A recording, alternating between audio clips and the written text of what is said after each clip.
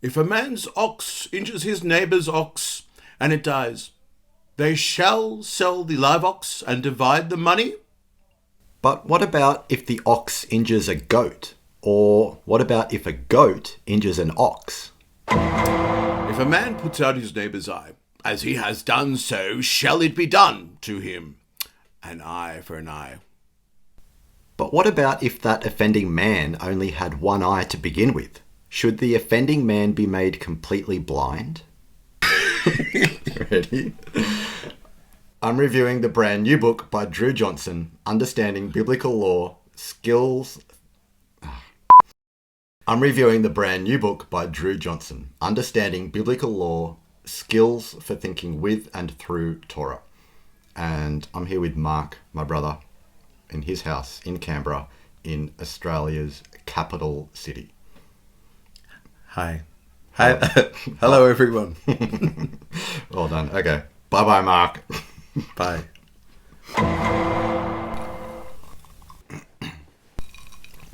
So when I say new, or the brand new book, I do mean actually really, really brand new.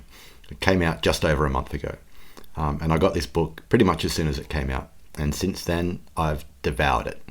And maybe that's the first thing that's worth mentioning, is the readability of this book. It's fairly short, it's super easy to read, but it's not like it's light and fluffy. I mean, I've had my head stuck inside Leviticus and the Torah for several years now, and still, this book had me making strange faces. Overall, I'm pretty certain this book has helpfully adjusted my focus, or at least given me a new lens through which to read the biblical law.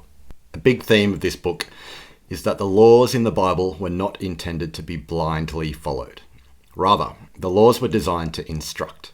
They were supposed to prompt those kinds of questions, the kinds of questions from the introduction. What if it's not an ox, but a goat? So, in Dru Johnson's words, the laws were given to prompt the community to consider the nature of ethics, their responsibilities to creation and other humans, and the many splendid nature of Hebrew justice/righteousness. The subtitle of this book is pretty accurate. Skills for Thinking with and Through Torah. Dru doesn't tell you what to think. He shows you how to think. He gives you the skills to help you work through the issues yourself. He says, this book is a teach someone to fish approach rather than a give someone a fish approach. And so throughout the book, he includes little sections that he calls practice the skill, with exercises to help you, well, practice the skills you've just learnt. This is a book on law, but the whole time I was reading, I never once felt like it was a struggle or a chore to keep reading. In fact, I found myself wanting to come back to it. It's super readable, it's super engaging, and there's part of the reason that it's super engaging is that there's a surprise inside. So each chapter of the book begins with like a mini chapter of a story, and the story continues right through to the end of the book. Dru Johnson has managed to write a really good and compelling short story. I mean, it's a good story. It's not even lame, and many Christian fiction stories are quite lame, to be honest. So it's set in an ancient Israelite village, and it's kind of like a murder mystery. So there's a body that's discovered, but it turns out that someone's negligence may have contributed to the man's injuries. But the best bit is that the biblical law becomes a part of the mystery. Part of the suspense is in the role of the Hebrew law and how that might help the characters work out what they should do. So Dru Johnson begins his book by stressing that biblical law is ancient Near Eastern law, not modern law. Apart from the fact that ancient biblical law may more likely be poetry or narrative, the aim of the law is probably not what we'd expect. What's the opposite of keeping a commandment?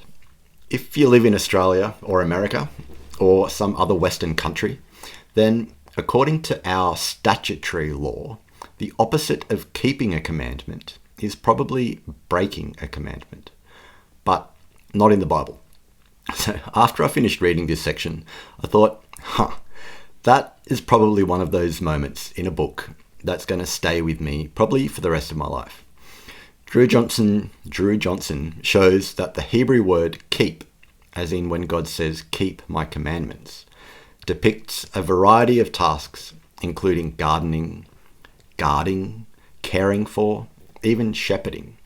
So it's what a shepherd does. He keeps sheep, or maybe a beekeeper.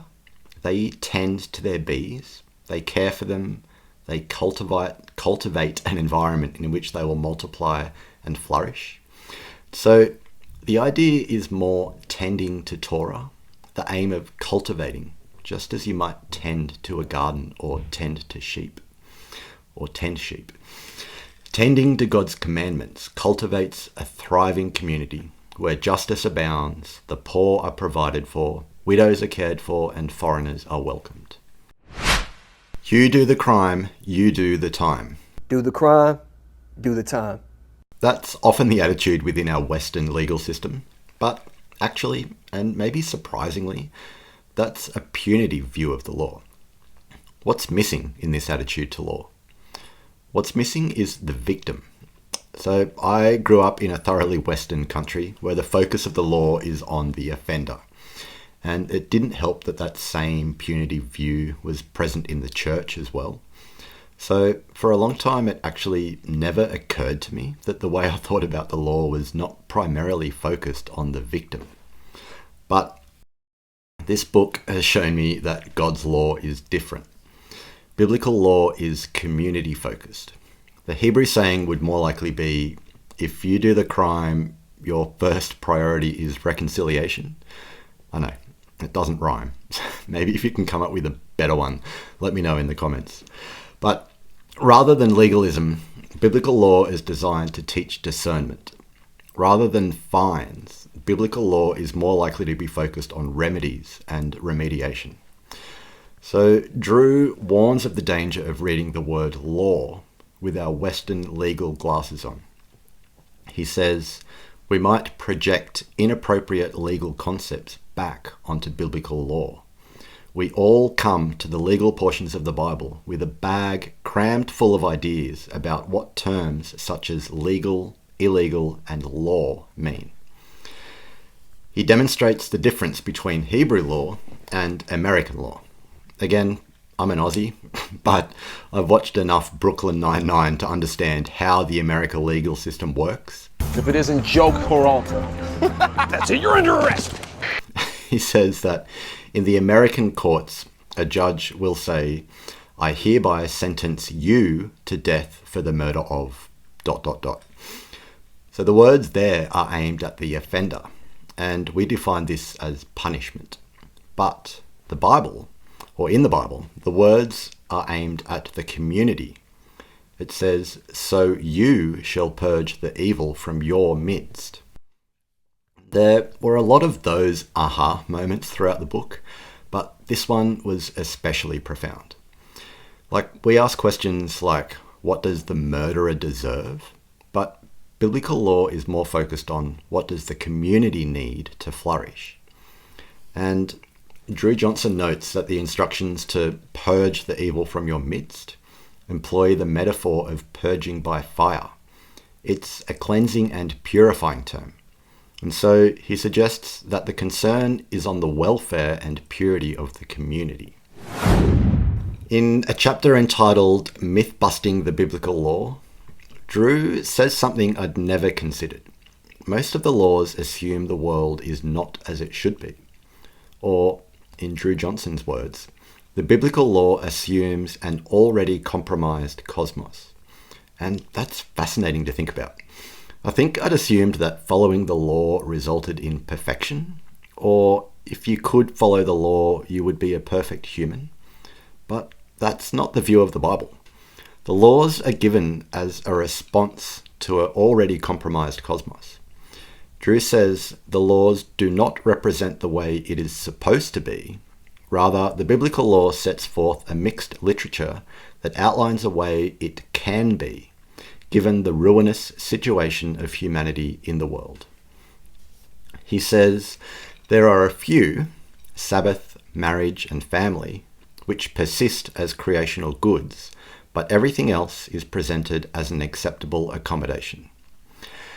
And that little bombshell was, well, it was a bombshell for me. There are laws that persist as creational goods, and that's something I'd never considered. I think often we have this belief that if we take laws that were given after the fall and we say that's the ideal, this is the way. This is the way. But the laws given before the fall, Sabbath, marriage, family, these were given while Adam and Eve were in paradise in the garden. So I'm not sure what to make of that yet. I'm still processing what that might mean. In chapter 4, Dru situates the Hebrew law in the cultural context of Israel's neighbours.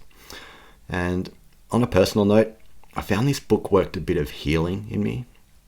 So a few years ago, I read the book by John Walton, The Lost World of the Torah. And it's an excellent book, but I wouldn't recommend it if you're struggling with doubt or if your faith is a bit shaky. The main thing that got me when I read it was that the laws in our Bible aren't that different from other ancient Near Eastern laws. And when I read Walton's book, I'd never read any other ancient laws at that point. And disturbingly, many of them, maybe even most of them, are really similar and in some cases identical to the laws in our Bible. And it really threw me. I'd assumed that the Bible would be overwhelmingly more merciful than those of the pagan nations, but in a lot of cases they're not, and that affected me and stayed with me for a long time. But in Dru's book, he's able to show how the Hebrew laws actually do reveal a God who is drastically different from the kings of Israel's neighbours. And maybe it's a maturity thing for me, but Dru has achieved something that Walton did not. Speaking about being a bit shaky, whenever I read the law about the woman caught in adultery, I find myself getting a little bit anxious, breaking out into a cold sweat. But again, Dru is able to work some healing, and he offers a genuinely reassuring perspective. I'll leave it at that, but it's worth reading. Okay, now I'm so glad we get to talk about Leviticus and sacrifice. So in chapter 5, Dru says, the same sacrifice can be a pleasing aroma or a foul stench to God. The laws in the Torah do not merely remedy wrongs. They teach and form a community of righteous people. Thus, says Dru, this life of communal justice is what Israelites bring along with their ritual sacrifices to make their sacrificial grain, goat, or oil into a pleasing aroma before Yahweh. Most basically, the same sacrifice can be a pleasing aroma or a foul stench to God, depending on how the community has shepherded his instructions in their daily lives, farm to altar. When we realize that biblical law sought to train Israel in principles of morality, different parts of the Torah will naturally start to be in conversation with each other. So Dru Johnson suggests that the ritual sacrifices itself are insufficient to rise as a pleasing aroma to Yahweh. He wonders whether a good priest might want to examine the source of the sacrifice being offered. He says, if we are reading Torah as a whole, we'll realize that the same text that instructs about grain sacrifices for unintentional sin also instructs Israel to not reap to the very edges of your field. You shall leave them for the poor and the foreigner. And so he asks the question, can an Israelite simultaneously give to Yahweh with one hand and take from the vulnerable with how he harvests his fields? I want to finish this review by circling back to the ox that we began with. The way the law functions is not to provide a list of laws that are either kept or broken, but to train the community. So rather than giving regulations for a watertight case, a biblical law offers a starting point. It's designed to encourage contemplating all the implications. Dru spends a bit of time using this verse from Exodus as an example. From Exodus 22, whoever steals an ox or a sheep and kills it or sells it must pay back 5 head of cattle for the ox and 4 sheep for the sheep. Dru suggests that the law was a prompt to think what else counts besides ox and sheep. While our Western law trains us to look for loopholes, it wasn't an ox, it was a buffalo. But in biblical law, a loophole is a non-existent concept. The ox is an example. It's given as a template or a starting point. And the aim is to sit with it, to chew on it, and to find the wisdom contained within, and to keep meditating on the implications. I'll finish with a quote, and here in this quote, Dru is still discussing the implications from that verse about the ox and the sheep. He says, "Thus, an Israelite might assume that whatever is true of the ox and sheep extends to our neighbour's goats and cows. We must notice that ox and sheep are not the animals of concern here. They are the building blocks of a paradigm, concrete instances meant to begin an imaginary list-building exercise. The verse provides a short list that could easily extend to a larger imagined set of animals, any of their neighbours' livestock. This style of instruction is meant to provoke inductive reasoning, where readers find a pattern in the stated concrete instances and then extend the logic of that pattern to other instances of logical kind." Okay, Do you want to do it? moving on. Understanding biblical law. Oh, this is going to be good. No. Understanding biblical law. It's just the title of the book. You can say it if you want. Go. Understanding biblical law. Skills for thinking. And that through Torah. You missed a word. What? Missed a Thinking with and through Torah. All right, do you have enough? Yep. Do you want a sandwich? Yes. Yeah.